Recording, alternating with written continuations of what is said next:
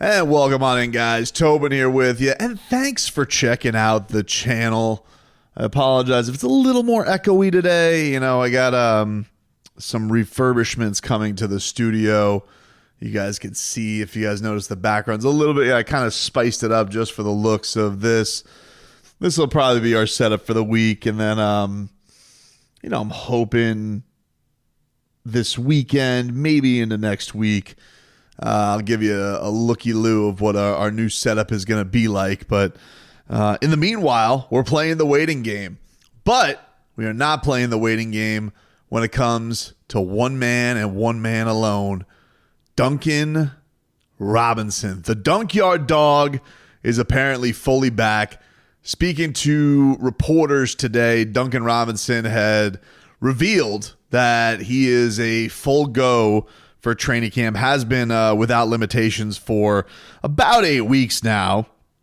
He said, quote, "I feel great, took all the necessary steps, seeing who we need to see, not restricted in any way, and have not been limited for the better part of 8 weeks. Playing pickup, no limitations." He says it's still a focus and an emphasis in terms of what I'm doing in the weight room, but it hasn't given me any issues. It was a rude awakening turning 30 this past April and having back issues within a month. Father Time is undefeated. And as somebody staring down the barrel, Duncan, of 38 years old, I don't want to hear about Father Time at 30. But that being said, he is right. It does seem to kick everybody's ass once you get that 3 in front of your name at the very least. It was such a devastating injury last year, man. It was such one of these things where I remember when it happened, we talked about some of the things the Heat were going to have to face. And, you lost Terry, you were getting Tyler back. Obviously, you lose Jimmy Butler.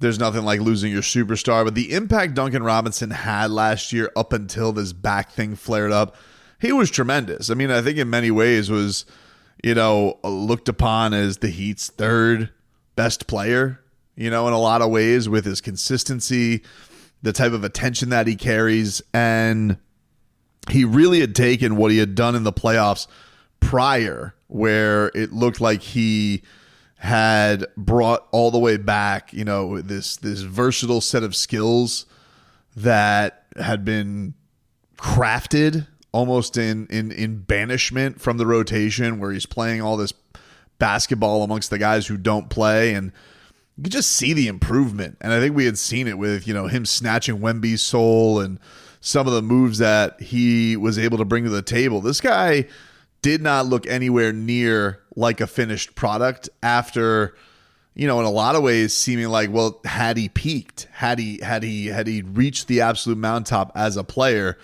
And that doesn't seem to be the case at all. This man, with 2 years left on his deal, does seem like somebody who is absolutely going to get another very healthy contract in his NBA career.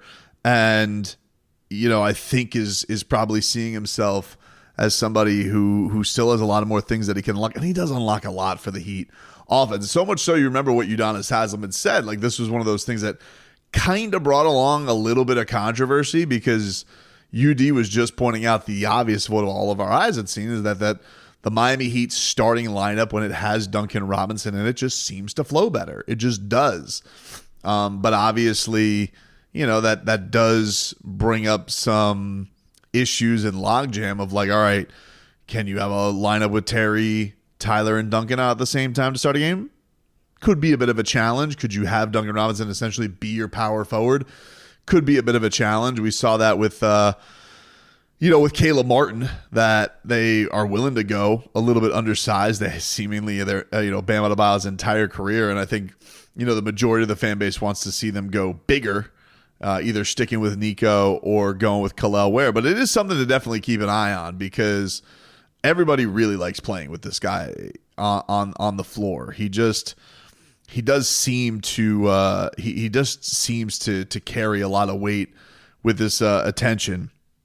But he had also told reporters his goal this season was, quote, just to become a better player overall, a more complete player. Huge emphasis this summer is my body and focusing on strength and stability, continuing to grow more than my shooting and my decision-making elements. He says he asked himself, how can I become a more dynamic player overall? So that was a little bit of Duncan Robinson personally on what he said. Looking at some of the other articles, trying to see.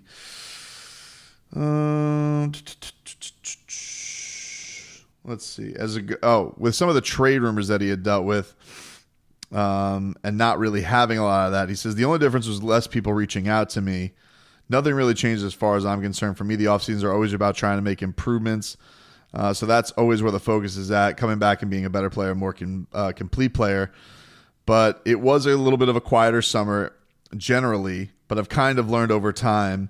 I've been in every rumor under the sun, so I've kind of learned to differentiate what has credence and what's real, which I'm going to do another video on Jimmy Butler to talk about what's real and what's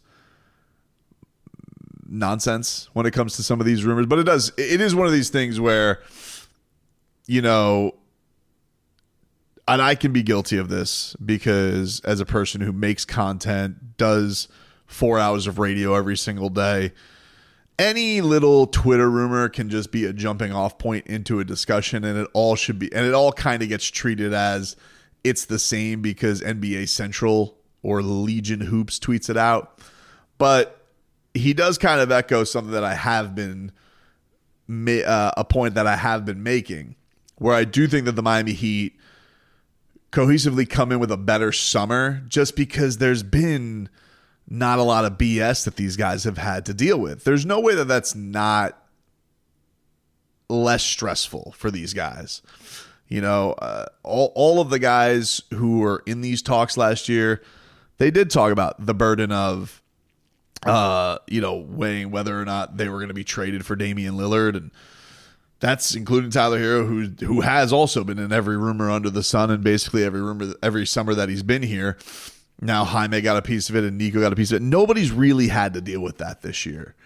And, you know, you do wonder if that just has everybody in a clearer headspace going into this summer and getting this going. But he also made the point, and I like this because Duncan Robinson, I just feel like he's a guy that when he was taken out of the rotation for Max Strus and taken out of the starting lineup for Max Strus, and he did, you know, get to the point where the team wasn't even playing him, that he did go from, you know, maybe a sense of, I don't know if I belong here, confidence issues, any of that type of stuff, to just rugged, dude. Like a guy, like everything had been taken from him from the standpoint of playing time and prestige and role and all that type of stuff, and being the undrafted darling to being, you know, the overpaid guy who's not making the shots that he should make and all that type of stuff.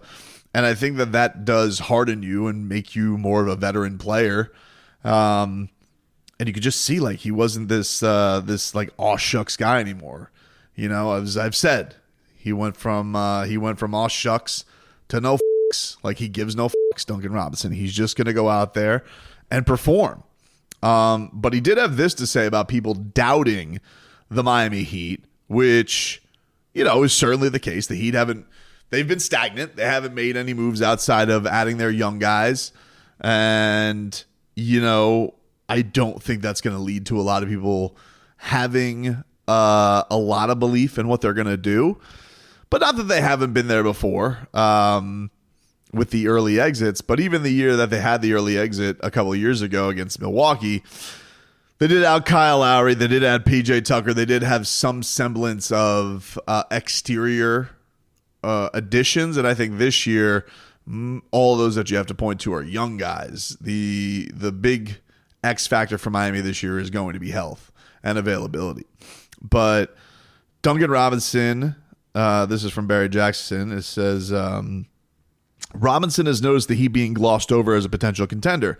Miami is the 15th longest odds according to one sportsbook, and that's a motivating factor. Quote, I think it matters. People take notice of it. It's a narrative around the facility that nobody thinks we're going to do anything. And as long as I've been here, that's a place of comfort for us. We've been there plenty of times. We know how to move forward from it. At the very least, it will set a tone in training camp and ultimately be a springboard for the start of the season. And that's a great thing. I do think that one of the issues with Miami, which I do think was spurred on and tone set by Jimmy, is when they did what they did in 23, around the entire regular season and then ending up in the finals, it was inevitable that the team was going to take some liberties with the importance of it. And it was to their detriment. And I think that even Spo made that point when they lost to the Celtics, is like, you saw this through the entire year. They were the best team. And that he felt the only way that they were going to get there is if they would have had a postseason together to gel and go through some battles and be together and then, get to the Eastern Conference. But even he knew getting there that Boston was going to buzzsaw Miami. And, he had called it as the series ended. He says, oh, they're going to do this to a lot of teams. He will watch none of it.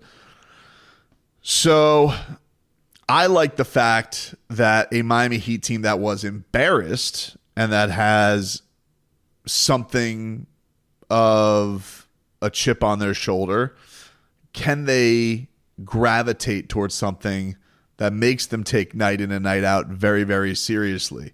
Because yes, motivation is a big factor, but they also have to prove, like, the Heat were getting their ass kicked by a lot of the better teams in the league last year. And so there's an element of that has to get better as well.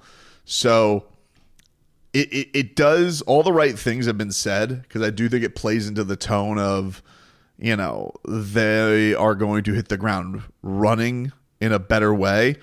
And I don't think that overconfidence is going to be there from the start. One other cool thing from Barry's article here, because I guess a lot of people have been working out of the facility, even though training camp doesn't officially start until October 1st. Duncan had said on Kalel Ware that he's pretty unique in his build and ability to be as tall and long as he is and move as well as he does. The way that he bounces off the floor, his effortless jumper, seldom do you see guys his size move that way. He's very much unique, and he's an awesome guy. That's Goosey's right there, dude. I'm very excited to see what Kalel Ware can do and what he's going to bring to the table for this team. But some great insight from Duncan Robinson, and looking forward to it, man. We'll be there before you know it.